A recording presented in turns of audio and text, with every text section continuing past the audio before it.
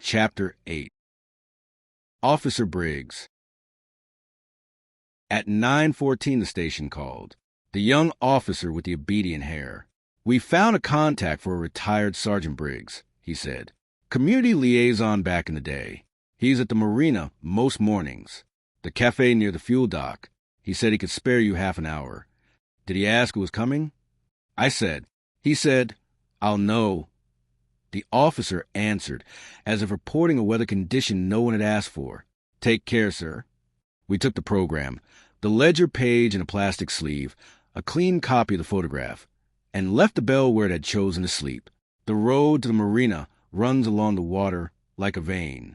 Boats doze against their ropes. The cafe windows wore salt. Inside, a bell that had never rung for me before made its civil noise and limited itself to that. He was at the corner table with his back to the wall, which is a habit that survives retirement.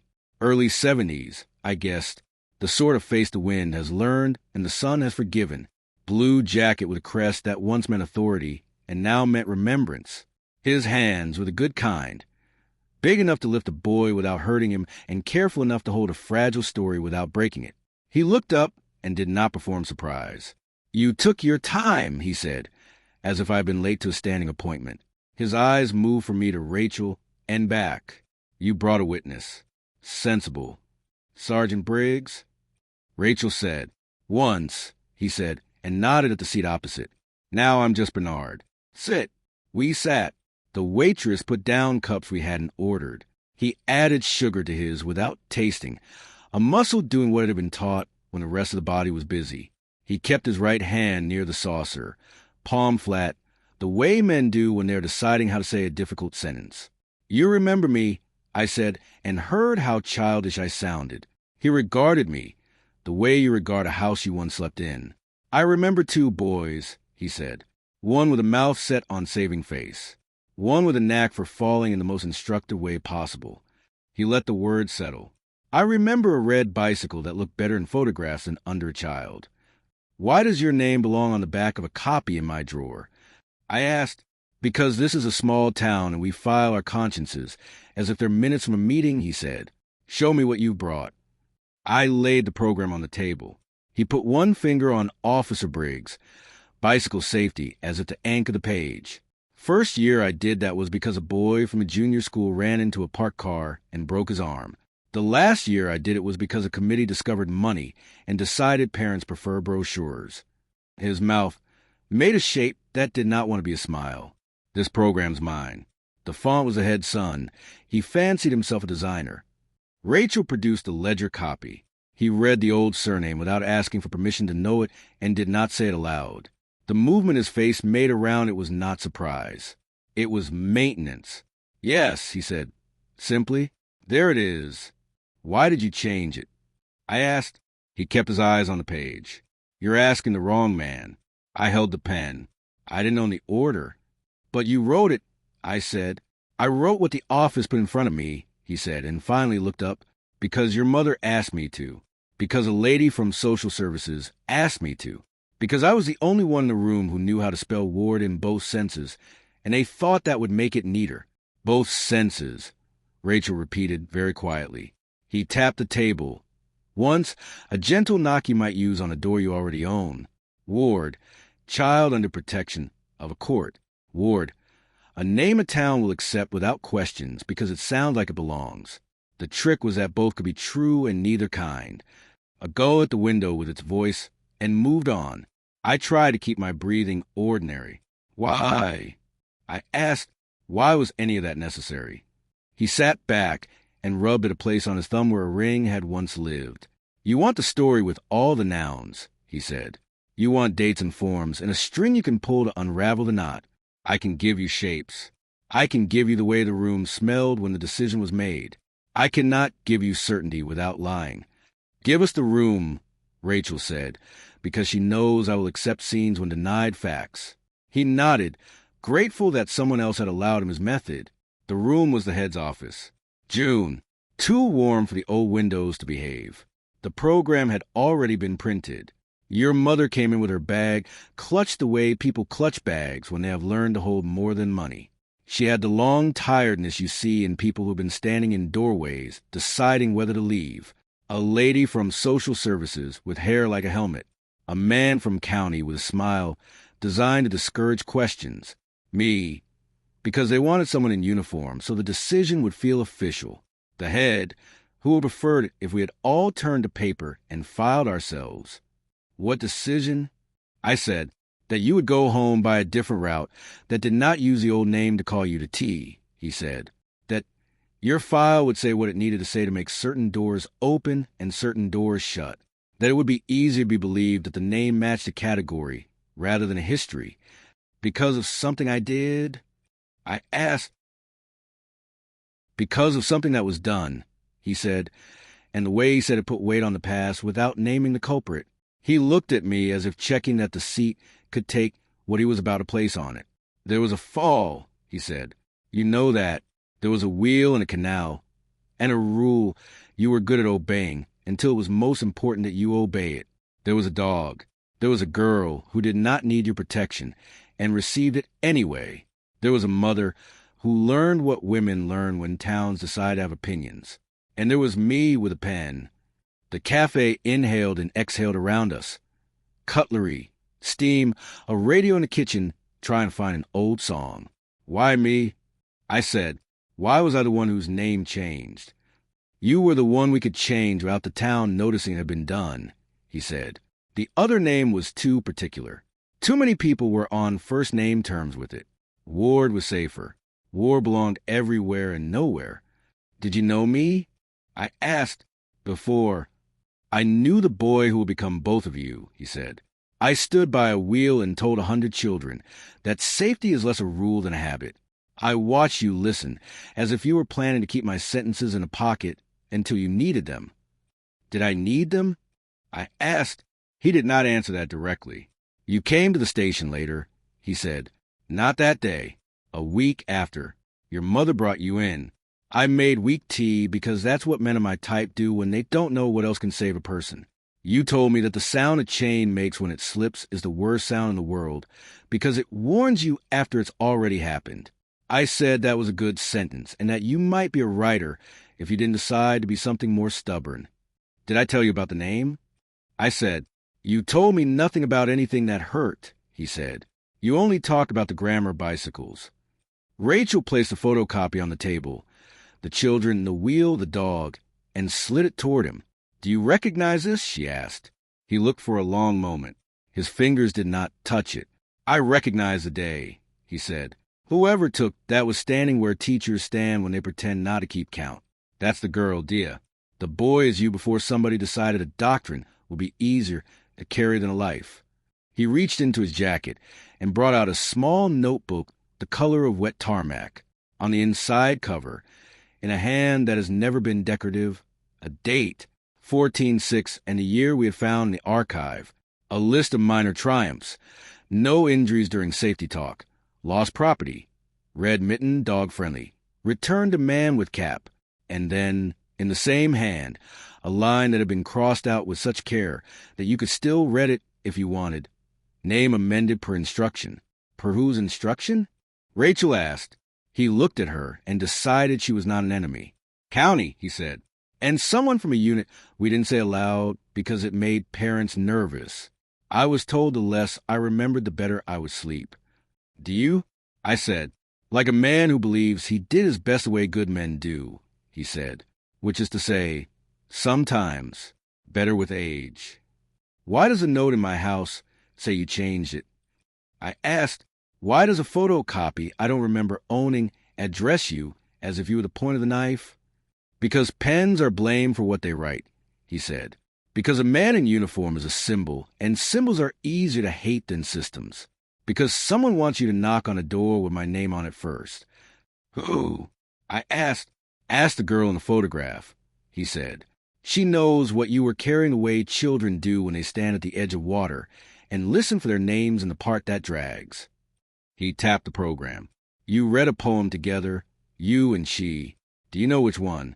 I shook my head. He recited, haltingly, the way a man recites when he is not sure whether memory belongs to him. The millers will remember / what the river chooses to forget. Something like that. The kind of poem a teacher puts into small mouths because it looks safe and turns out not to be. You said it wasn't my bell that broke. I said, no, he said, but you tried to fix it. We let that sit. It felt heavy enough to bruise the table. Why did I lie?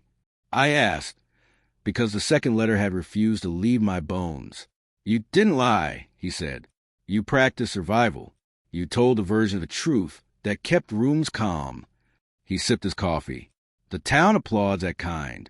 We clap quietly so the neighbors won't complain. I put my hand flat on the program to stop it from moving in a draft that did not exist. Did you ever receive letters, I asked, about boys who were not who they said? I received letters about boys who were exactly who they said and towns that preferred them otherwise, he said. And once I received a letter with no stamp that asked me whether I remembered a bell. I did. I chose not to answer because I didn't like the handwriting. Something rearranged itself behind my ribs in a way that made breathing a task. Who sent it? He smiled without his mouth. Someone who never learned to put their name to sentences. Rachel leaned forward. Are you in danger if you tell us more? She asked. Not at my age, he said. Danger is for men who can still be moved from rooms. He closed a notebook and put it away. Ask Diya, he repeated, and took a card from his pocket. On the back, he wrote a name and a number, each letter careful, as if he were inscribing a uniform back onto himself. And if you see the woman from social services with the helmet hair, tell her I still disagree about what kindness looks like. He pushed the card toward me. The name did not belong to him. Evelyn C. Beneath it, a dead address for county, and a mobile number that could easily belong to someone who had learned to be elsewhere. He added, in smaller letters, if no answer, try the parish list for volunteers at the youth club. She hides in helpfulness. He stood, old joints complaining politely. One more thing, he said, and his voice went formal in the way voices do when they are about to volunteer something they weren't asked for.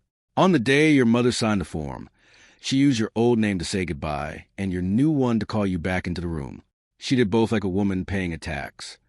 He put a note on the table to cover the bill we hadn't offered to pay and looked out at the boats as if checking that the weather had agreed to behave. If you want absolution, you can have mine, he said. If you want facts, you'll have to take them from people who still own them. He left the way men leave when they've spent a lifetime calculating exits. We sat while the cafe returned to being a place where milk was heated and gossip respected its own limits. Rachel picked up the card. Evelyn C., she said. Helmet hair. County, I said. Helpful, she said. Hiding. We walked along the fuel dock because movement sometimes gives thought a path. On the second bench, under a gull that had decided we weren't worth the trouble, Rachel touched my arm. Look, she said, nodding down. On the bench slat, carve in the amateur patience of a penknife. L+D and a date. The month and day match mill day. Year smudged by salt and time. Between the letters, a circle like a wheel, and inside it, the simple child's drawing of a bell. Coincidence, I said, because that word is a fence you can put up when you need a temporary yard. Sure, Rachel said. Back at the house, the door rasping the way it does when weather visits. The table had kept its shape. The bell sat where it had, bent forward, looking at the photograph like a witness reading a statement. On impulse, so small it barely qualified as a choice, I turned it. The sound it made under my fingers was the soft sound of a machine that knows it is being asked to remember. The phone vibrated in Rachel's pocket. A known number. She put on speaker and set it on the table between the ledger and the program. A woman's voice, not young, not old, careful the way doctors' voices are careful. I don't usually return numbers I don't know, she said. But retirement makes people sentimental. A short breath. This is Evelyn. If Bernard sent you to me, you must want to talk about things no one likes to file. Rachel looked at me. I nodded. We have some questions about Mill Day, Rachel said, and about a name. Names are easy, Evelyn said. It's the reasons that go missing. Paper rustled on her end, a habit that dies hard. I won't speak on a line I don't control. If you want the story, you'll come to the community center at 4. The back room by the notice boards. I run a seniors craft group there. You can pretend to be interested in crochet while I decide whether you deserve an answer." The line clicked off. The phone returned us to the room. She hides in helpfulness. I said, "At 4, Rachel said. We spent the hours between doing what people do when they are waiting to be told who they've been. We cleaned a kitchen that wasn't dirty. We checked the metadata of photographs that refused to confess. We phoned the old number for Diya and listened to the polite failure of machines try and speak to each other. We wrote both my names on a sheet of paper and looked at them until they stopped being letters and started being shapes. At 10 to 4, we walked to the community center. The hall smelled of varnish and biscuits and the democratic dust that collects where all ages have earned the right to sit. In the back room, a circle of chairs and a table with wool. Women with the lives of entire towns in their faces. Evelyn was immediately clear among them. Hair like a helmet. Yes, cardigan like a credential. Eyes that had trained themselves not to blink when rooms made sudden decisions. She looked at us and did not bother with salutations. "You've brought your own witness," she said to me and to Rachel. "You'll do." She picked up a crochet hook and made a knot just to prove she could. "We'll talk when the tea has been poured twice and the third woman has told the joke about the vicar she always tells when newcomers arrive." We sat. We learned the rhythm of the room. The joke arrived on schedule and was kinder than it needed to be. When the tea had done its second round and the wool had declared itself obedient, Evelyn stood and smiled at the group. "Back in a tick," she said, and led us into the corridor. "Bernard calls it kindness," she said, not wasting the first sentence. "I call it paperwork that refuses to admit it as feelings." "Did you instruct him to change a name?" Rachel asked. "I instructed an office to do what the situation required to keep a child upright long enough to learn his future," she said. "Men with pens implement. Women with clipboards carry the blame." "Why?" I asked. "What situation?" She looked at me as if checking whether I would survive the version of me I was asking for. "A fall by canal," she said. "A mother who needed a door to open. A town that had learned to see only what it could digest. A girl who would not be forgiven for not needing saving. And a boy who understood that the only way to live here was to become general." "General?" I said. "A name that goes anywhere," she said. "A category that belongs. Ward. You could be everyone's and no one's." It was not elegant. It was not entirely right. It was survival with a stamp on it. Did I ask for it? I asked, did I want to change? "You practiced not wanting anything that would make adults argue," she said. You nodded. You were very good at nodding. You wrote lists. You pressurized words until they came out neat. "What happened on Mill Day?" Rachel asked, softly, because the corridor felt like a place that would punish anything louder. "Ask the girl," Evelyn said. "Ask Diya. Children tell truer stories in our forms. If she won't speak to you, ask why she made herself easy to find for so many years and then learn to be elsewhere." She took a breath. "The rest is mine to keep until I decide otherwise." She glanced at the doorway. "And for the record, I did not change a name. I changed the file that told the world which version to use when it needed you to be safe." We stood there with a woman who had learned to harden kindness into policy and survive liking herself anyway. She reached into a plastic folder and produced a single page. Photocopy lines. Official letterhead bled too many times. Notice of amendment. The old surname struck through, Ward typed beside it. The boxes for reason and authority filled with words that said almost nothing in a code that meant more than I could read in the corridor.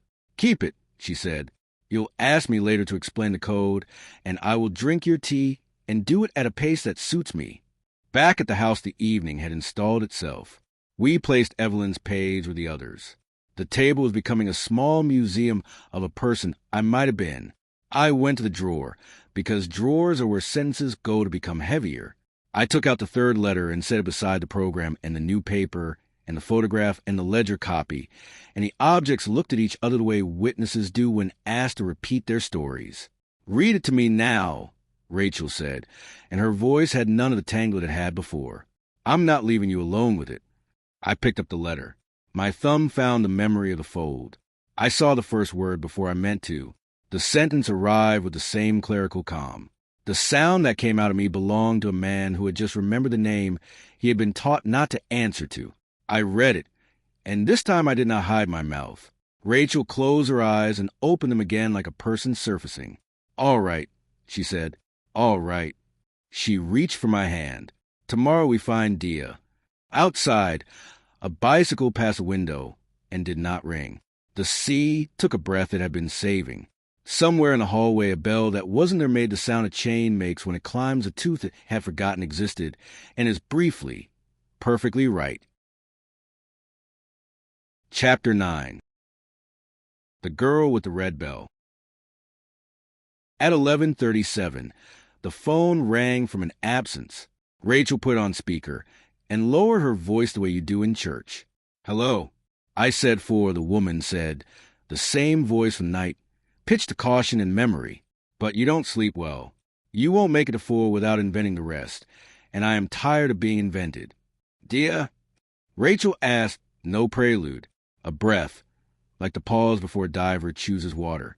"Yes." This was how those names belong in rooms, not trotted out by committees, but carried in by the person who wears them. I felt something in my chest and let it pass without naming it. "Where?" I said. "Not your house," she said. "Not today." A decision in the syllables. The old conservatory by the park. "Noon. Sit at the table beneath the lemon tree and keep your hands where I can see them." A beat. That last bit is a joke, but not entirely. The line went dead in the manner of people who have already told you everything they intend to tell you for now. We walked because driving would have made the world feel smaller. The day was clear in that deceitful way coastal days are, light working over everything like a quiet thief. The conservatory has survived town council's budget cuts and a century of people thinking they could make palms behave at this latitude. Glass, iron, a long spine of green. The smell is the smell of cultivated jungles. Damp, citrus, the soft bribery of compost. She was there before us, which fit. Tall in the way certainty is tall. Dark hair pulled back the way girls pull it back when they mean to work. A red scarf, not theatrical, functional in a room that decides its own seasons. When she stood, the air noticed. "Lucas," she said, using my name the way you test a bridge you once trusted, and then, with a gentleness that could have ruined me if she wanted it to, the other name, the four-letter one clean, unimpressed with time. It landed between us like a coin placed on a table to decide what the next sentence would cost. "Diya," I said, and it felt like the right way to say something precious in a room that had grown things for a living. Rachel sat opposite her, hands open the way doctors open their hands when they want fear to walk toward them. "Thank you for agreeing to meet us," she said. "I didn't," Diya said. "I agreed to meet him." Then softer, "But you can sit too." We sat. The lemon tree wore its fruit, like small suns that did not intend to rise. A child pressed his face to the glass on the far side, then vanished into a parent's schedule. A gardener pretended not to be a guard and trimmed something that did not need trimming. "You remember," I said, choosing to carry the least useful verb first. "I remember many things," she said, "but not all of them are about you." She placed a small tin on the table, the sort of tin that used to hold mints and now holds evidence. She opened it. Inside, 2 objects wrapped in tissue. She unfolded one. A bell, red-painted, worn, unmarred by dents. She placed it down the way people put down vases in houses where movement is discouraged. The other bundle she kept near her palm, as if it had not yet earned the air. "Yours," I said, or meant to. What I said was nothing, because my mouth had noticed my throat was a different country. "It was," she said. "The bell that broke wasn't this one. This was a replacement." She lifted it by the throat and let it catch the light. "Do you remember the sound?" "Not clearly," I said. "Only the sound it made when it should have rung and didn't." "That was the old one," she said. The crack made it ring like a decision it didn't want to keep. She set the unbroken bell down with the poise of a witness. "Mrs. Winstanley ran practicalities back then, remember? Strings, kettles, punishments that looked like mending. She kept a box of odd parts for bicycles and prams and lives. She gave me this the week after the mill day and said I was to swap it and ride more carefully for a while to make the world feel better about itself. Rachel leaned in without touching anything. You kept it, she said. I keep what the town would prefer to forget, Diya said. But I show it only when the day deserves it. She nodded at the tin. You came with a note. Her gaze on me, sure, steady. Show me what you read without speaking aloud. I reached into my jacket and felt paper behave like paper under my fingers. The third envelope had learned to be an organ. I set it on the table. She didn't touch it, which made me trust her more. Who is sending them? I asked. Depends what you mean by who, she said. The pen or the hand? The hand, or the person who told it to write. The person or the story that decided it needed to live in a room again. She tilted her head. You think it's one person because you like to interview a single culprit. You're always good at that. Find the face, misplace the crowd. You're angry, I said, because I wanted a simpler sentence. I'm tired, she said. The anger belongs to the year we made poems by a wheel and learned that adults will turn children into ooze if it helps them sleep. The gardener snipped, moved on. Somewhere a spray nozzle hissed to suggest rain. Rachel found the exact center of the table with her gaze, the way midwives find the right part of room to help grief behave. What happened that day? I asked. Which part? She countered. The part the program remembers. Grinding, lunch, Officer Briggs, no cycling on return. The part your mother remembers.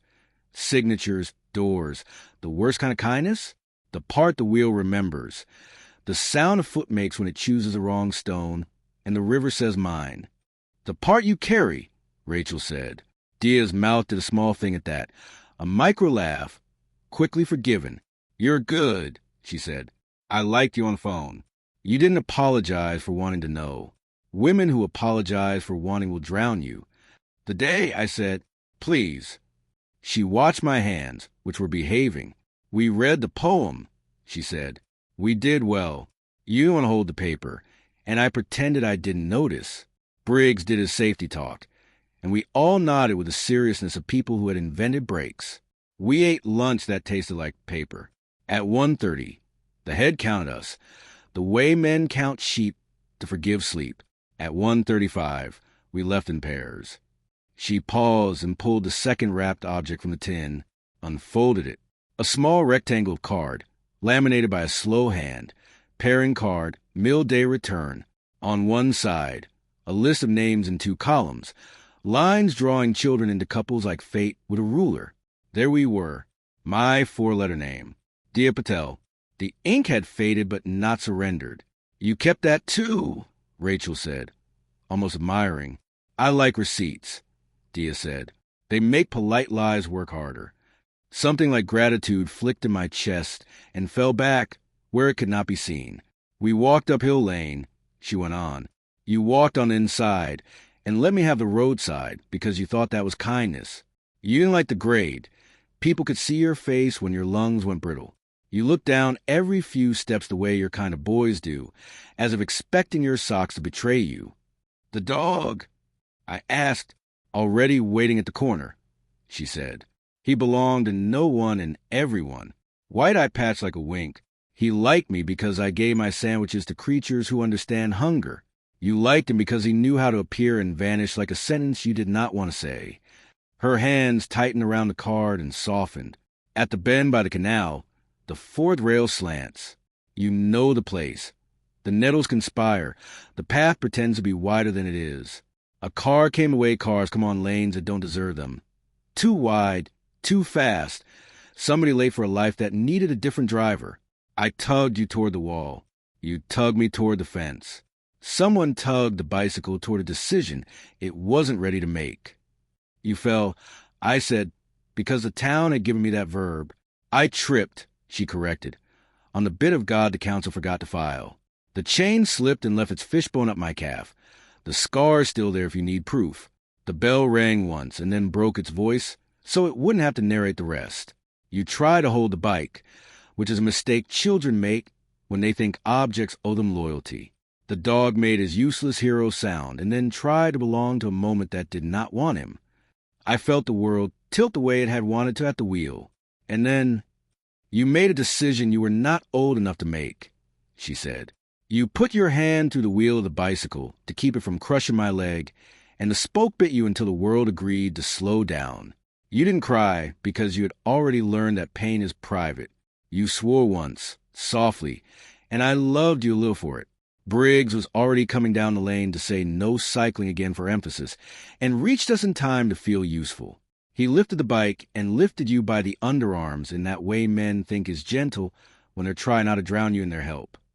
The lemon tree breathed its greenhouse breath. The gardener found a new leaf that did not require him. You went pale, she said. You went somewhere behind your eyes where boys hide when they decide to be brave and will require an audience later.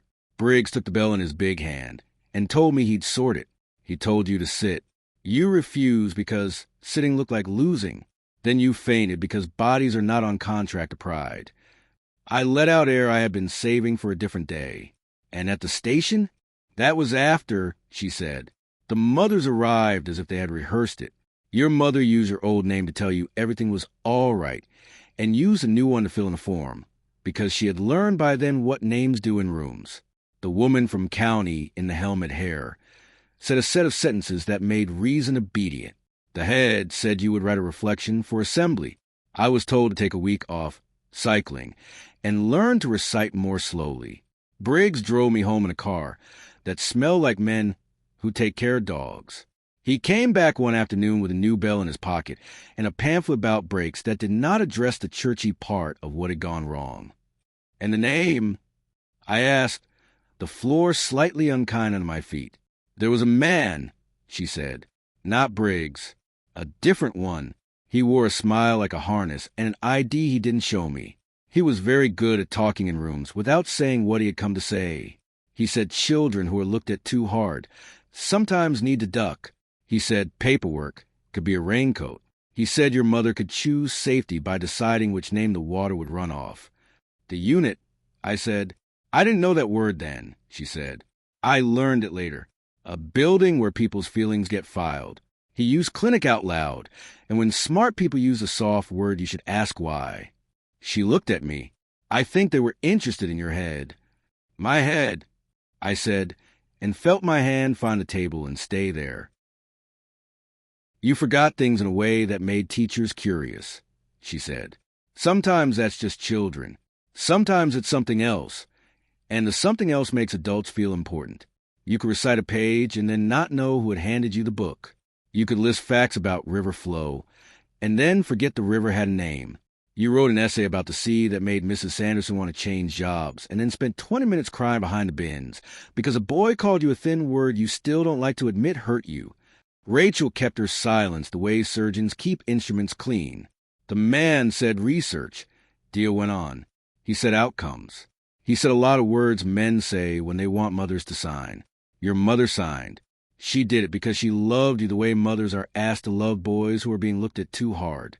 She did it because she believed rooms with linoleum could make you less breakable. She did it because the town had decided to be made of mouths. Did they erase me? I asked, and hated the smallness of my mouth. No one can erase you, she said, and the sentence had no poetry left in it. But they can ask you to learn yourself again under different lights. They can tell your name to wear a coat. They can decide which of your truths fits on a line. They can turn you into a ward because the word behaves in both directions. She took the pairing card and returned it to the tin, then placed a red bell beside the envelope with a neatness that made the air settle. Read it, she said, nodding at the third letter.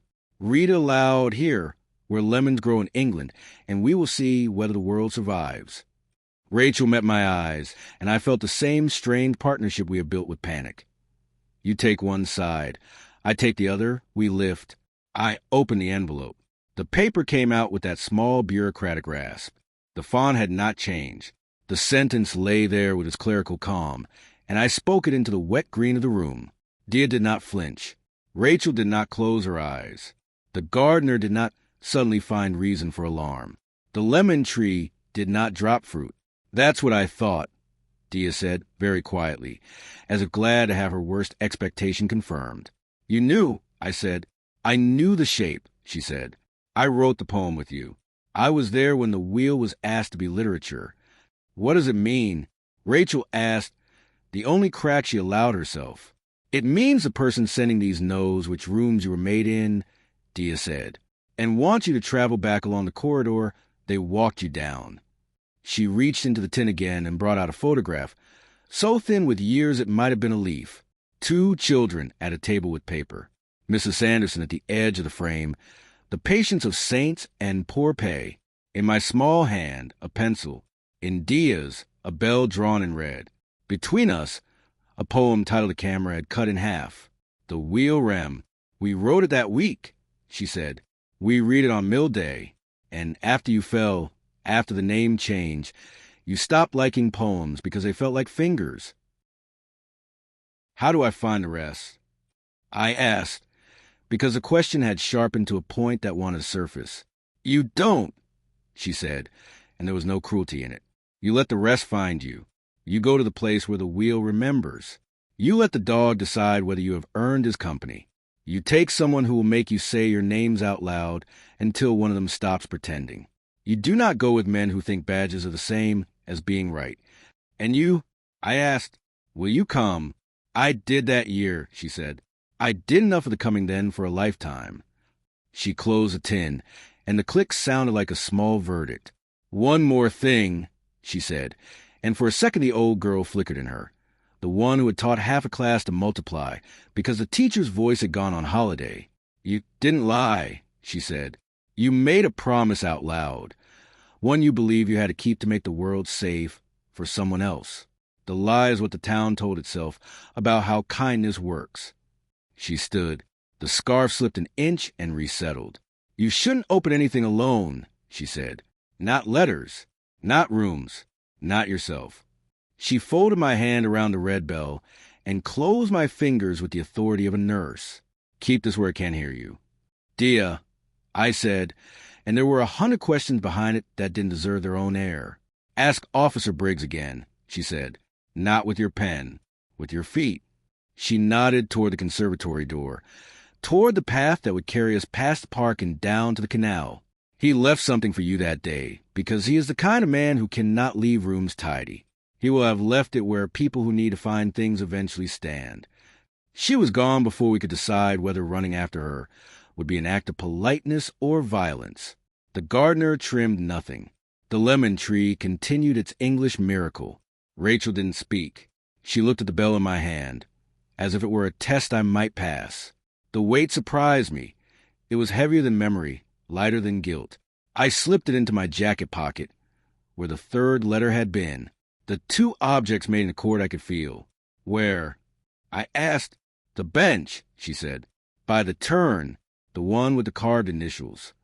We found it the way people find the place they always meant to go, by obeying the smaller map the body carries. The bench sat under the gull's indifference, the canal doing its gray work, the nettles rehearsing. L+D carved with a patience that might have belonged to children, might have belonged to someone who wanted to give children a gift they didn't know they'd asked for. Under the bench slat, where iron meets wood, a small cylinder had been greased and wrapped against the idea of time. Bernard's habit. Rachel worked it free with the sort of fingers that have delivered babies and verdicts.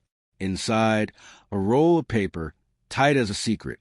She uncurled it with the respect of someone who has handled lungs. A photograph, real, not photocopied, of the wheel from the roadside.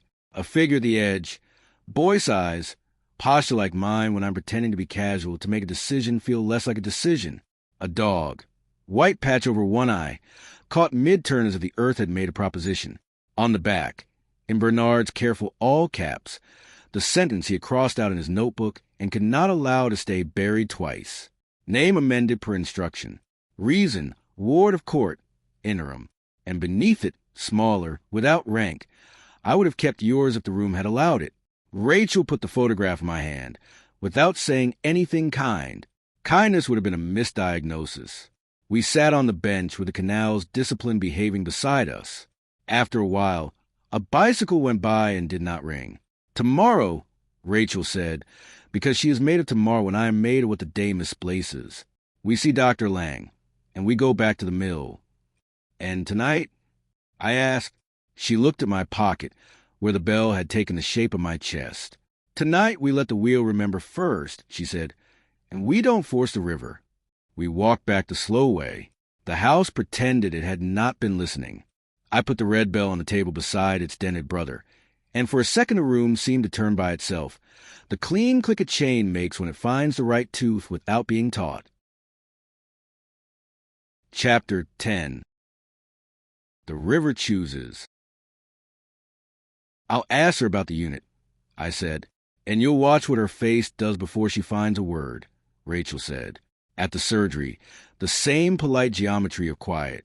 The receptionist applied lemon to her tone and asked for nothing we hadn't brought.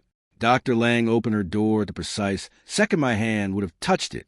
She carried the morning with a smoothness that made me suspicious of gravity. "Lucas," she said, and then to Rachel, "Good to see you."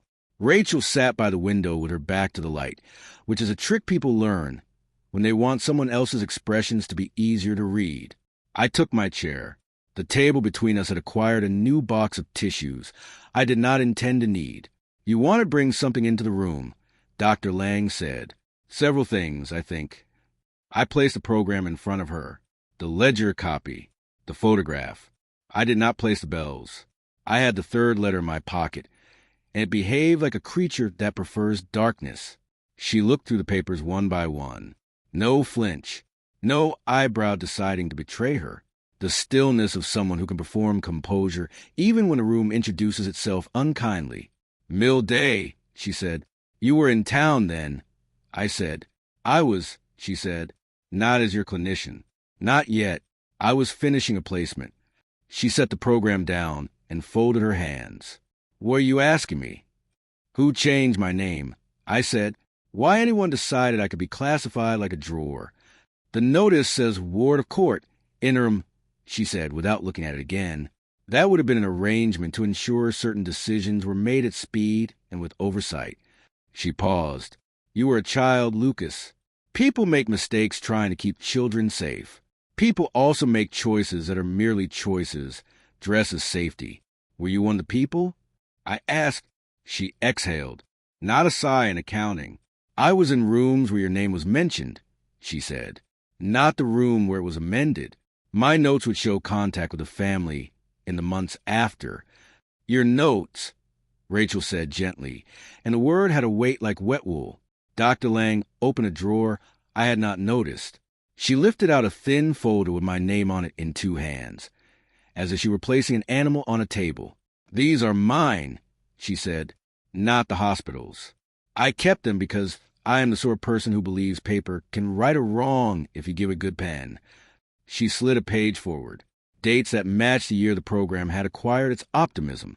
Observation, summer term, episodic dissociation, remarkable verbal recall, gaps around autobiographical anchors. A line in her careful clinician hand. Mother reports approach from County Re. Study declined. Another line later. Mother consents to brief intervention after fall. Emphasis on stabilization. No memory work initiated. Child self-protects via compartmentalization. Recommends watchful waiting. "You told them no," I said. "I told them not yet," she said. And then I told them no when they came back with better stationery. It did not make me popular with the unit. Rachel's head tipped slightly, the way a doctor's does when a colleague says something she approves of against her own expectations. "Define unit," she said. "A research and clinical team interested in memory consolidation and trauma," Dr. Lang said. Some good work. Some work that tire my ethics, and then try to bully them. The fashion then was that forgetting could be wrist-trained into kindness. I didn't agree. I took the third letter from my pocket and placed it face down on the table. Someone agrees with the unit about what to put in envelopes. Dr. Lang looked at the rectangle as if it might be a test she had not been given time to revise for. "What does it say?" I turned it over. The paper breathed. The font did its bureaucracy. I read it aloud because the conservatory had not killed me the day before, and neither had this room yet. "You asked us to make you forget her." Rachel's breath caught, and then continued. Dr. Lang's mouth pressed once and then ironed itself flat. A ceiling light hummed as if it wished to legalize a moment. "I expected something like that," Dr. Lang said, quiet, not triumphant. "Did you recognize it?" Yes, I said, because denial is a tool you should not use on yourself past a certain age. The sentence fit in my bones the way scars do, the right kind of ache. You were a child, she said, a child who had learned to take responsibility for every breakage in every room. Asking to forget someone in order to keep them safe is a story children tell themselves when adults ask too much. Did I ask you? I said. No, she said. You asked the world. I told it to leave you alone. She set her hand on the program without looking at it. Somebody else may have been more accommodating. Who? Rachel said. Evelyn's colleagues, she said. County's habit of believing sentiment scales with jargon. A man who likes badges. I don't know. She met my eyes. But I would like you not to make this sentence into a whip. It belongs to a boy who did his best. It does not have the authority to govern your breath now. Rachel said, Is there anything else you should tell us before we go down to the water and ask a wheel to behave like literature? Dr. Lang considered. She put one finger on the ledger copy where the other surname lived. Only this, she said. Names are a way of making a room answer to you. Bring both. When you remember, you will need both. We left with a sense that the day had moved like a train. You think it has slowed for your station, and realize it never promised you anything. On the path to canal, I said both my names under my breath until they stopped sounding like choices. The mill looked as it always has. A ruin pretending usefulness. The air had taken on a dampness that belonged to old stories. Rachel held the fence up, and I went through. The wheel waited. The plaque offered its abbreviated truths. The red bell in my pocket grew warmer, which is not science but is true. We stood where children had stood, and counted ourselves for a teacher who is no longer paid to be patient. The dog was not there, which felt correct. There are days animals leave you to your own devices. I want to try something, Rachel said. Is it unwise? Yes. She took my hand and placed a red bell in it, then positioned the dented one beside on the stone ledge like an altar improvised by people who cannot quite say what they believe. She nodded toward the wheel. Say the sentence, she said. Not as penance, as witness. I closed my eyes because that has never helped and did it anyway. I said, You asked us to make you forget her. The air did not split. The wheel did not turn. But something behind my eyes took a step. The corridor opened. The narrow one from the first letter. Dust and light. The door at the end swinging on its hinge. I smelled oil and wet wood and the hard iron of a bicycle chain. The dog's bark arrived like punctuation. A girl's braid at my left shoulder. A car too wide for the lane. A slip, a jerk, the high metallic cry of a bell that has decided to change careers. I opened my eyes with both names in my mouth. The world had the same colors. The red bell had warmed my palm to the point where I could feel a thumbprint that might have been mine, or a boy's who had not yet learned to hold on without hurting himself. Keep going, Rachel said, the way she says it on bad nights in other rooms. I spoke to the wheel as if it were a person who had refused to talk to me for years out of a principle I could not respect. I asked you to take it, I said. I asked the room with a badge and a dictionary to take it. I asked because I thought it would make her safer. I asked because I thought my head was a door strangers could walk through and break her things. The corridor widened. The door gave. I saw my mother's hands, a pen, the way she held a form when she wanted to be brave. Evelyn's clipboard. Bernard's jaw set against the indictment of his own pen. Miss Sanderson writing my new name on a board to teach her mouth what to do. Diya holding her breath so the page wouldn't blur while she read our poem. The miller's wheel remember / what the river chooses to forget. I didn't forget you, I said to memory with a clarity that surprised me. I asked to be allowed to keep you in a room that didn't have visitors. I'm sorry I mistook urgency for love. The wheel gave a small counter melody. A creak, a sift, the sound it makes when it acknowledges humidity. Rachel squeezed my hand once and let go. What do you see? She asked. Me, I said, small and terrified and trying to look like a citizen. Her, not needing me to save her. And a man who believed paperwork could be a raincoat. We circled to the back of the building because Rachel believes in literal views of metaphors. Near the base of the wheel, under the lip where the water was scrolled, something had been scratched into the stone with patient vandalism. It looked old enough to be ours, new enough to have survived rain. Not words. A circle.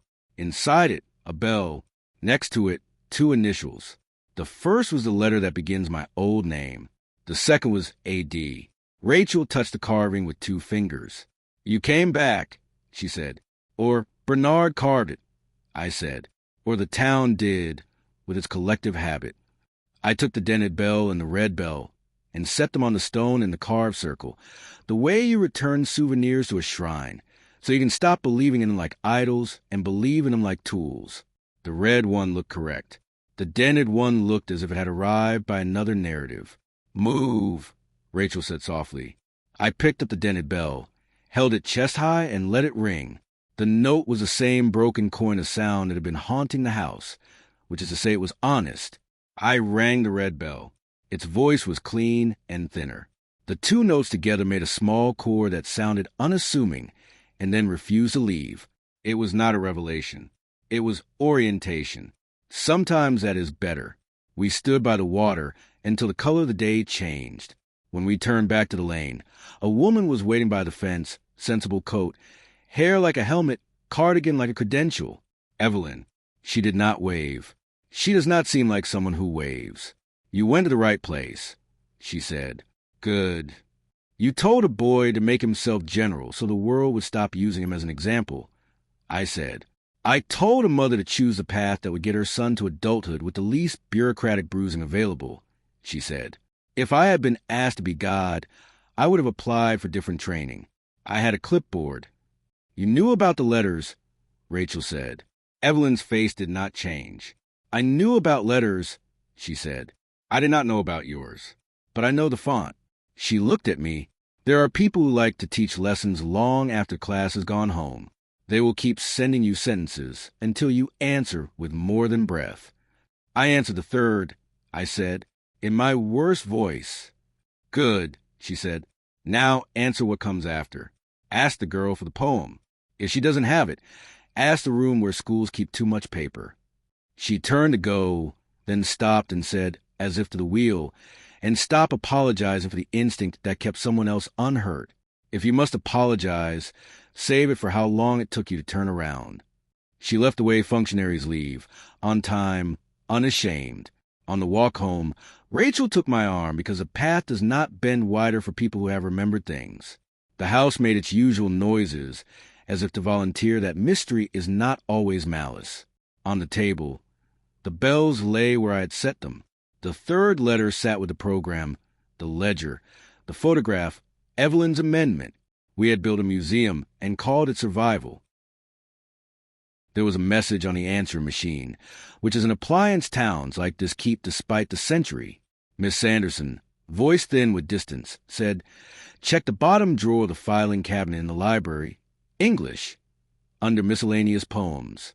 I am ashamed to admit that is a category. We went back as the light thought about leaving. The librarian gave us the key to the staff room, because some days the town delegates authority if you bring your own folder.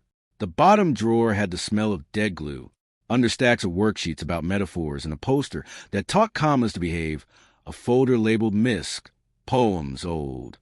Inside, typed sheets with stapled corners, some with handwritten notes. In the middle, the wheel remembers by L, old surname and D. Patel, year 4. Someone had paper-clipped a permission slip to the back. The ink had made its way to sepia. We read it aloud. Stumbling over the lines children write when they think rhythm is a kind of obedience. It was not good. It was, however, true in the way children tell the truth when they are about to meet a fact. The miller's wheel remembers slash. What the river chooses to forget. Slash. It turns because it must. Not because slash. It knows where the flower goes. Slash. I am the wheel slash and you are the water slash. We take turns at being strong. I put the page down. Rachel did not say anything nice about it. She put her palm on my back between 2 ribs and left it there. On the way out, we passed a notice board where Diya's after-school card had been taped years ago. Someone had pinned a fresh flyer over it, a summer fete that would fail to raise enough money. A corner of yellow still showed. Rachel lifted the new paper and slid her hand behind the card and came away with a second slip, A carbon copy made by a machine that had spent its final days making copies no one would ask for. Bring pairing cards to poem practice, it said. Someone had written in pencil beneath it, L plus D, bring bells. Back at the house, we put our trophies down without ceremony. The bells felt less like relics and more like tools that had waited politely to be used. I don't want to sleep, I said, because I didn't want to dream the wheel. You don't have to, Rachel said, but if you do, set an alarm for your breath. We ate bread again because bread doesn't ask questions. We sat with a poem that was not good and let it be dignified by memory. The house learned our names again, both of them. When the first gull pulled night across the roof, the doorbell rang. It did not ring like the broken bell or the red one. It rang like the doorbell was twice, even well-mannered. I went to the hall and looked through the peephole. The visitor did not wear fog or a badge or a smile. He wore a suit that had learned not to crease and a face that had practiced being bland. He held an envelope against his chest like a confession that would not, strictly speaking, be his to make. I opened the door only as far as the chain allowed. Mr. Ward, he said, and then, as if to entertain himself, repeated in a lower voice the other surname, perfectly pronounced. A pleasure at last. Who are you? I asked. Someone from a room that likes tidy endings, he said. He held up the envelope between two fingers. This is yours. What is it? A copy of consent, he said. The moment a boy asked us to make the world less sharp by carving out a day. He slid the envelope through the gap and waited for me to take it. I did. It was the heavy paper organization's favor when they want guilt to feel expensive. He smiled with his mouth and not at all with his eyes. Don't open it alone, he said, and turned and went down the lane as if the lane belonged to him, which is a thing lanes forgive for a little while. Rachel stood behind me, her breath close. Now, she asked. Now, I said. We took the envelope to the table where the museum lay. The bells watched the way bells watch. I broke the seal with a letter opener my mother must have bought when she believed letters were sent by relatives. Inside, a photocopy of form with lines that favored boxes over air. Consent for memory intervention. Stabilization protocol. It said at the top, interim ward in the margin, the rest of it in architecture disclaimers. My name in a boy's hand. My mother's name. Hers, not neat, not shaken, just needed. A date that matched the week after mill day. In the section marked subject request, optional. If able, a sentence that had come from a child trying to be a better adult than the adults were managing. Please make me forget her, if it keeps her safe. I did not look at Rachel. I did not exhale. I read my own small handwriting 3 times, then reached for the pen by the phone, turned the paper over, and wrote on the back in letters that belonged to a man. I would like to remember her now. When I looked up, the house had turned a fraction of a degree toward the table, as if listening for chains. Outside, a bicycle passed without ringing. The sea took the long breath it takes when it decides a night belongs to it. And somewhere across town, a dog with a white patch over one, I considered his route and decided, for the night, to keep it to himself. Chapter 11. The boxes we tick. Rachel didn't touch me. She touched the table instead, 2 fingers flat, like a pulse. This goes with Evelyn, she said. The code on the margin. She promised a translation. Tomorrow, I said, and the word arrived with the fatigue of a unit of time that doesn't believe in itself. Night divided itself into manageable pieces. In one, I heard the wheel move. In another, a dog placed his head on my knee, the white patch blinking like a friendly error. In another, a girl's voice said my old name with the economy of someone who has always hated waste. When morning came, it wore a civilian face. We took the page and the bells and the program and the ledger copy and placed them in a file as if we had been assigned an office. The house let us leave with a soft disapproval of buildings that expect better curators. Evelyn did not make us wait. The community center smelled of varnish and volunteerism. She was in the back room with a circle of women who could repair the world with needles if the world would sit still. She excused herself with a phrase that had been accepted at doors since rationing and closed us into the corridor, where secrets go to stretch their legs. She read the header with the boredom of someone who has translated it too many times for people who didn't deserve it. Stabilization protocol for, she said. That's what SP for means. Not erasure. Dampening. A promise that feelings could be quieted if you taught them to use inside voices. Her finger slid along the margin. Interim ward. Family court protection so that a decision could be made without 10 people screaming in a room. Not generous. Not evil. Merely an instrument. Did it work? I asked, because the question refuses politeness. It worked the way umbrellas work in high wind, she said. You stay a little less wet. You stay differently wet. She turned the page. The code at the bottom. This is the unit's file number. They will have recorded it. They recorded everything then. Rooms like that worship sound. Recorded? Rachel said. Calm voice, hard eyes. Intake interviews, Evelyn said. Post-session debriefs. Children are asked to say their names to machines, so adults will be reassured a machine knows who it is hurting. She looked at me, not unkindly. If a recording survives, it will be in county archives. Basement. Room with metal shelves and a lock that pretend to protect history. Can you get us in? Rachel asked. I can get myself in, Evelyn said. You can carry the boxes when I am suddenly old. She closed the file with a crispness that applauded itself. 3 o'clock. We will take the afternoon's respect for the past and see what it gives you. We filled the between with motion because stillness felt like assent. Rachel called the number on Diya's old card and let it fail, then wrote email on an envelope and underlined it the way people underline things they wish behaved. I took the bells out of file and placed them on the table beside the consent. The red one was warmer. The dented one refused to be anything else.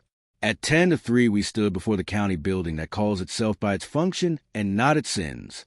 Evelyn met us with a key on a lanyard and an expression that suggested she had always meant to come here and had finally given herself permission. The lift did its civic duty without flourish. The basement smelled of paper that had taught itself to hold its breath.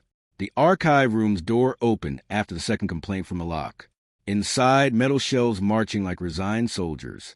Brown boxes. Gray boxes. A fan that claimed to work and did not. Evelyn moved through them with the ease of a person who keeps a map under her tongue. Here, she said, stopping at a shelf with a label that had surrendered its adhesive. Community Health, Research Coordination, AC. She tilted her head, listening to an internal alphabet. Coup County, Consolidated. Oh, for pity's sake, consultations. She ran her finger along the box edges. 17, 18, 19. She tapped the box with the year the will had learned our names. This. We lifted it to a table and removed the lid with the reverence of people about to meet themselves. Inside, folders stamped with codes that would have impressed a clerk. Tape reels and paper sleeves. A dictation recorded the size and weight of a small belief. A stack of typed summaries held together by a rusted clip that had failed to learn about air. Evelyn sorted. Rachel read. I watched and tried to find a small trick that would make me someone else. Here, Evelyn said again, and she did not bother to hide the thread of triumph. A sleeve labeled in that same confront. The code from our page. The words, intake, subject LW, audio. Beneath it, in pencil, the note of a person who has always needed a signal in a room full of signals, alias Ward. The player took batteries like a patient takes a pill. The tape clicked into its mouth like compliance. We stood in the hum, and then in the hiss that comes before the pass gives you permission. First, a woman's voice. Measured, mid-career kind. Intake, stabilization. Subject, state your name. A boy's breath. A boy who had not yet learned how to waste air. L, he faltered. L, the old name came out careful, as if it might break his teeth. The 4 letters that had been asleep on the ledger woke in the room. He took another breath. Lucas. The syllables sounded like they had applied for a job they did not want. Good, the woman said. Thank you. Paper moved. Why are you here today? A beat. The sound of a chair pretending not to be uncomfortable. Because I'm not good at remembering the right bits, the boy said finally. And I think the wrong bits keep getting me in trouble. What are the wrong bits? the woman asked. Pictures that don't stay still, the boy said. And the sound of chain when it doesn't catch. And he swallowed, the tiny, fierce soldier. And her. Who is her? The woman asked. You could hear the careful italics. Silence, but not empty. The kind that has a dog in it and a poem. Then, very softly, as if he'd been told there were certain words that should be worn down before being used in public. My friend? Do you know her name? The woman asked. Another beat. Yes, he said, with the stubborn pride of children who had decided not to share. I know it. I don't want to say it here. A quick breath, as if the room had tried to take his lungs, and he had yanked them back. If I say it here, they'll learn it. They, the woman said. The people who listen to reels, the boy said, practical, the ones who keep things. Evelyn made a small, involuntary sound at that, a sound that apologizes for all rooms that have held machines. Do you want to forget her? The woman asked. No cruelty, only a box that needs ticking. The boy's voice changed. He made himself older in it. If it keeps a car from finding her, he said, if it keeps a room from picking her up by the throat and saying you, then a breath, a decision, then yes. Rachel's hand closed on the table edge. It did not break. Evelyn looked at the wall the way people look at walls when they are not sure if they can afford to be seen by a human. Can you tell me what happened by the canal? The woman asked. Slip? He said automatically. We slipped, and then the chain, and then the bell, and then the dog didn't help. And then a man said no cycling like he hadn't said it already. And then the room. And then I was Ward, he said, and the tape's quiet learned a new density. The hiss swelled. The voice returned further away, like work after a lunch break. We're going to count backward from 10, the woman said. And if there's a God in charge of machines, he has always liked to present it with that sentence. 10. 10, the boy said. 9. 9. 8. The counting went on. Language turned into a rope. At 4, another sound, not a voice, a quick metallic chirp, like a bell trying not to be one. At 3, a whisper. It could have been tape bleed. It could have been the sound air makes when it remembers a shape. It could have been a child with a braid who did not like rooms. It sounded like don't. The click, that means a tape has decided to move on. Silence that earns its name. Evelyn pushed the stop button with more care than the button has ever had. Enough, she said. Enough for today. Rachel had her physician face on, the one that takes blood and does not flinch. Can we copy it? She asked. We can listen to it again once and then put exactly where it was. Evelyn said. We can also accept that some pain is not improved by repetition. She rewound, watched the spools admit the pass back into them, and slid the tape into its sleeve. This stays here, she said. I will log that I audited intake materials for preservation. If anyone asks why you were with me, I will say the word training and look tired until they allow me to leave the room. She replaced the box with the finicky precision of people who have learned to be blamed by categories. We left the archive the way divers leave water, reluctant to rediscover weight. In the car park, the man with a suit that has never learned to crease waited by a lamppost that no longer believed in light. He did not approach. He made approach inevitable. Afternoon, he said.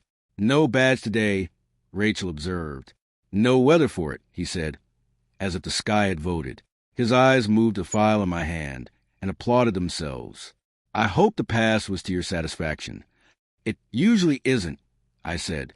Then perhaps you allow it to remain curated, he said. There are reasons protocols exist. They are not always good, but they are not always yours to mend. Why the letters? I asked, why 3 and then consent?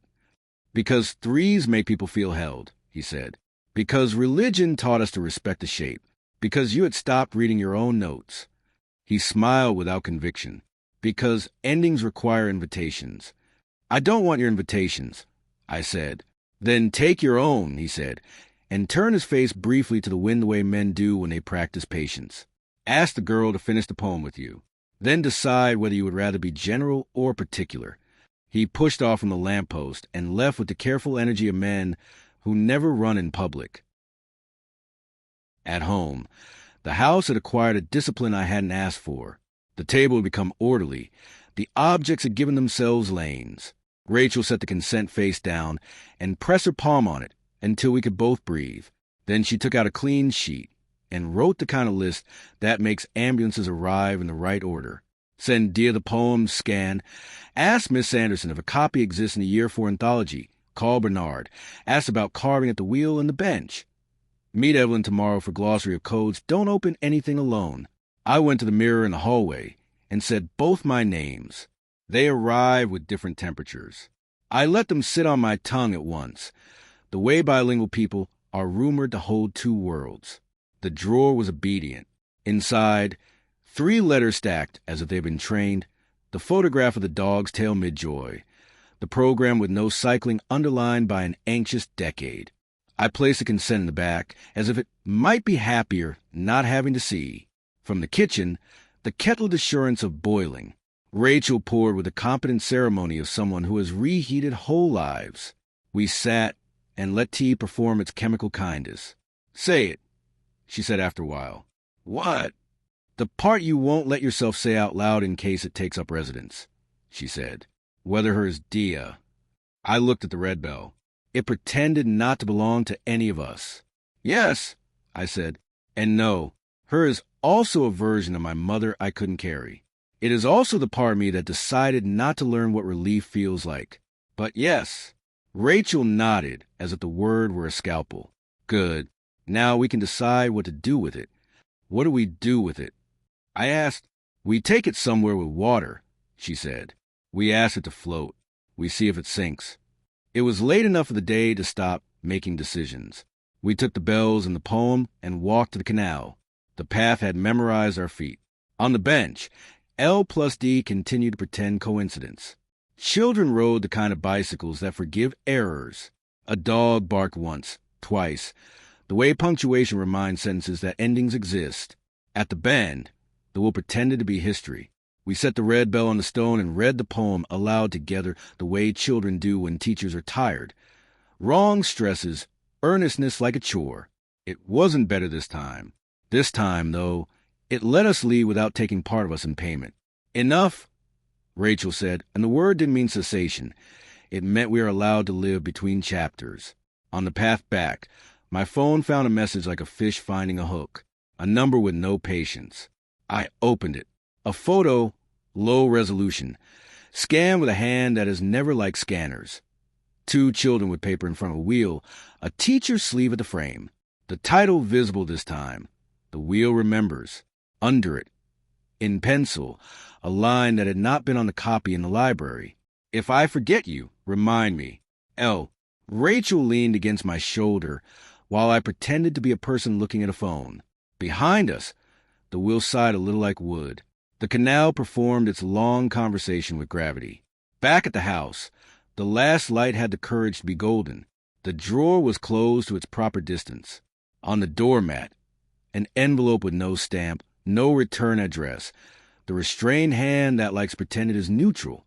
I lifted it. It weighed 1 sheet plus an intention. Do we open now? Rachel asked. We don't open alone, I said. We sat at the table where the Museum of U.S. had extended visiting hours. I slid my thumb under the flap and lifted the paper.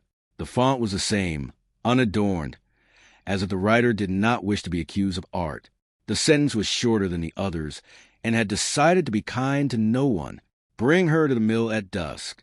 Rachel didn't say which her. She didn't need to. The light, leaving the window, knew what the letter meant. The bell on the table learned a new temperature.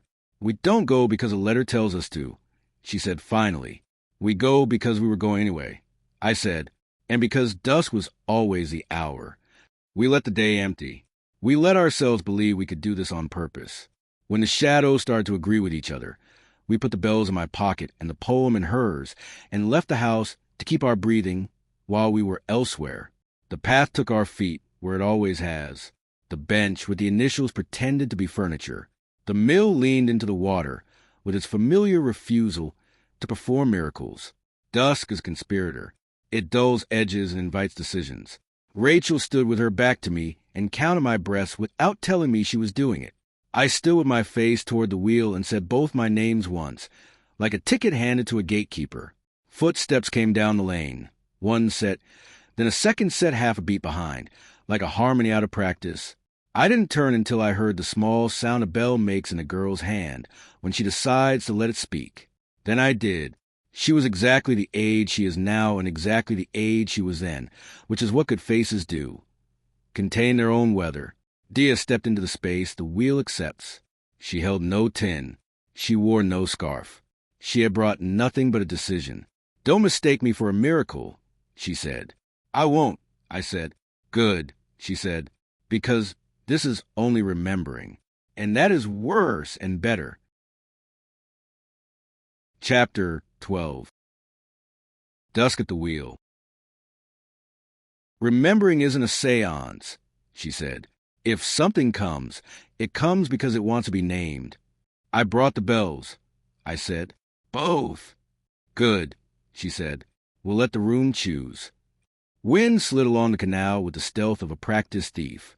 Far off, a dog barked once and then seemed to reconsider language. Rachel lifted the program from her pocket as if paper could anchor air.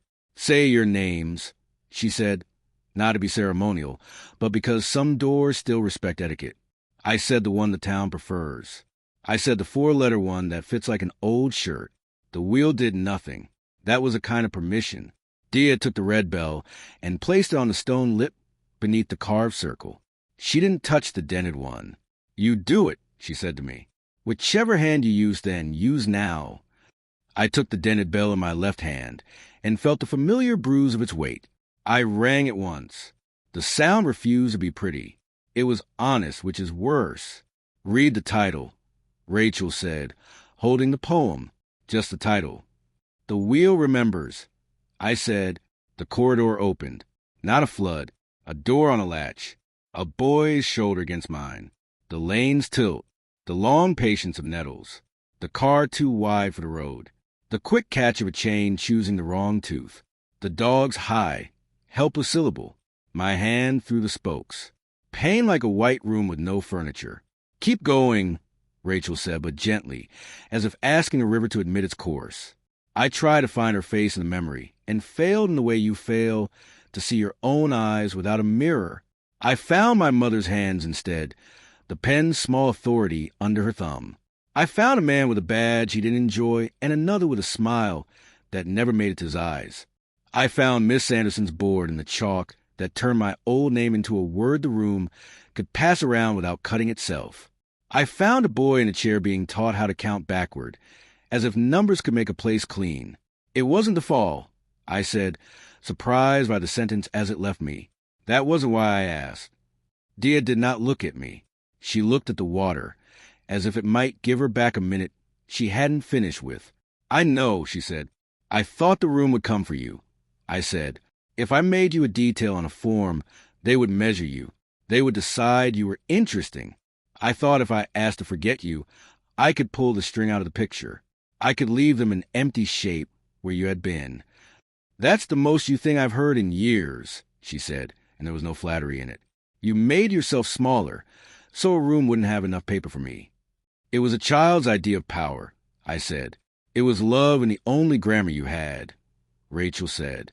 Footsteps came down the lane with the deliberation of someone rehearsing how to be witnessed. The man with the suit stepped into the clearing of dusk and took off his hat, as if this were a church he didn't believe in but respected.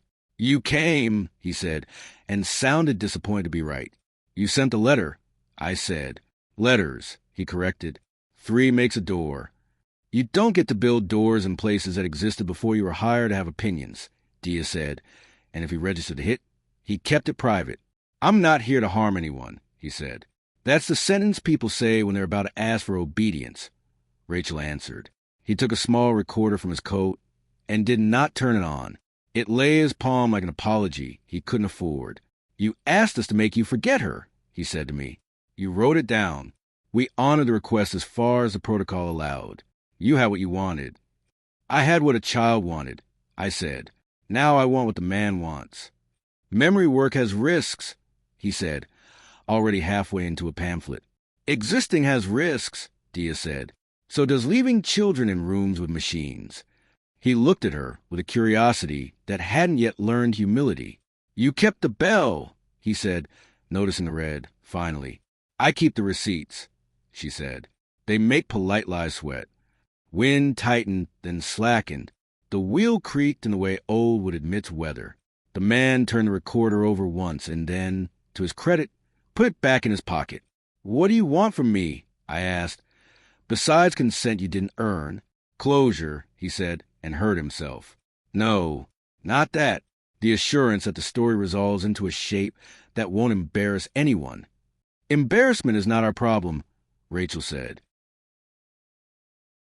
He glanced at the carved circle on the stone and the two bells and gave a small, reluctant nod, the way a bureaucrat nods of beauty he disapproves of. There is a fourth letter, he said. There always is, though we don't always deliver it. It belongs to the person the first three try to curate. Me, Diya said. He hesitated. It depends who wrote them. Then it's not yours to deliver, I said. On the contrary, he said and reached slowly into his inside pocket. An envelope, the same restrained hand, the same clerical paper. He set it on the stone between the bells and took his hand away as if introducing cats. If you open it, you open it together. Rachel stepped between us and the envelope like a human version of the word careful. Not his, she said to the man. Not yours either. Not anymore. I'm only the courier this time, he said. And for the first time he looked like a man who had aged today. No one moved. A bicycle hissed by on the lane above the mill, chain behaving, rider invisible. The sound lifted and fell like a breath belonging to something larger than us. The dog's bark came closer. Once, twice, then the soft footpad sound of a creature deciding to be present. White patch over one eye, tail making punctuation out of happiness. He looked at us the way dogs look when they are not sentimental, only accurate.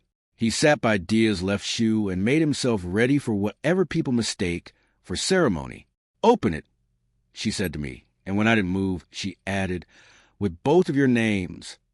I slid my thumb under the flap the way I had the others and lifted the paper. The font knew what it was doing. The sentence was only a little longer than the last and gave no one the satisfaction of metaphor. If you remember her, remember yourself as the boy who didn't let go.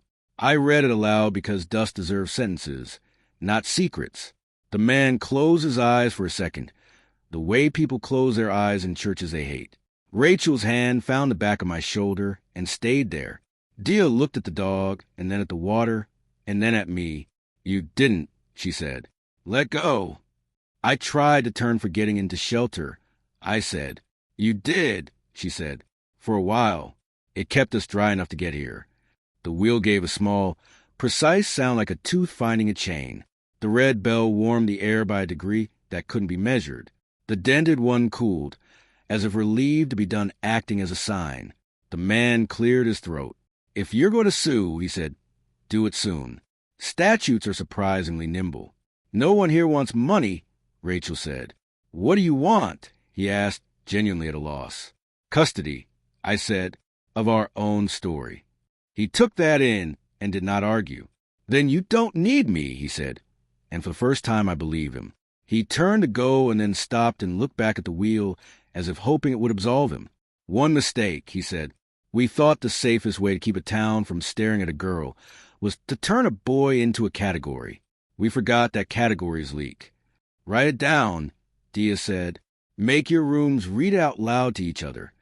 He left with the careful speed of men who understand they have overstayed their usefulness and have chosen late to be grateful. Dusk kept lowering itself like a stage light.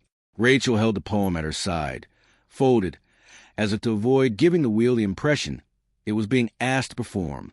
The dog stood, shook water that wasn't there, and trotted up a lane with the air of a creature that always knew we'd manage this part. What now? I asked. Now we practice, Rachel said. We practice not handing our breath to furniture.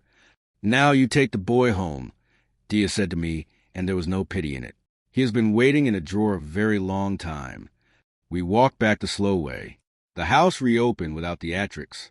I put the fourth letter in the drawer with its siblings, and then took them all out again and placed them on the table because hiding had done its job already. The bell sat in the center like punctuation that had decided to live as nouns. I wrote on a clean page in my notebook, and the ink stayed. I wrote both names at the top, and none of the letters disappeared. I wrote a sentence I had not been able to own until now. I did not let go. Rachel read it and did not edit. Diya read it and put the red bell on top of the page, gentle as a hand over a small animal's ribs when it sleeps. Tomorrow, Rachel said, we'll ask for the rest of the poem, Diya said. Not from a drawer, from us. The night came without tricks. The sea took its long breath. The house sounded like a house. I said both names in the hallway, and both came back to me unbroken. Somewhere in the lane, a bicycle passed without choosing to be a symbol, and far off a wheel turned in a building that had learned to endure. I slept